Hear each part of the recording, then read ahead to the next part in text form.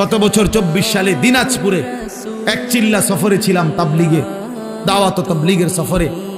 ওই চিল্লার সফরে আমি একজন 72 বছর বয়স একজন হিন্দু চাচা, ওনার 2 ছেলে মুসলমান, কিন্তু ওই হিন্দু চাচাকে আমরা 3 জন আলেম কালেমার দাওয়াত দিছিলাম, ইসলামের দাওয়াত দিছিলাম। 2.5 ঘন্টা ওনারে আমি বুঝাইছিলাম। আমরা 3 জন কাঁদছি, চোখের পানি ফেলছি ওনার সামনে, যে চাচা আপনি কালেমাটা পড়েন, আপনার ছেলেগুলো মুসলমান, ছেলের বউ মুসলমান হয়ে গেছে, নাতি নাতনিগুলো মুসলমান হয়ে গেছে, আপনার ঘরে ছেলের আল্লাহর কোরআন পড়ে, আপনি সেই অবস্থায় এখনো কেমনে রয়ে গেলেন? কতভাবে বললাম, কিন্তু এই চাচা একটা বারের জন্য উনি বলেন আমি বলবো না।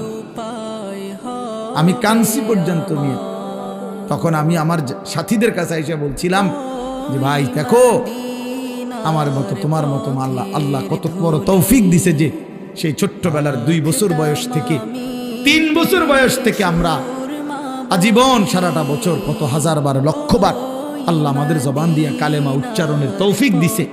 আর এই 72 বছর বয়স্ক লোকটা জীবনে তার মালিকের নাম একটাবার বলতে পারে না।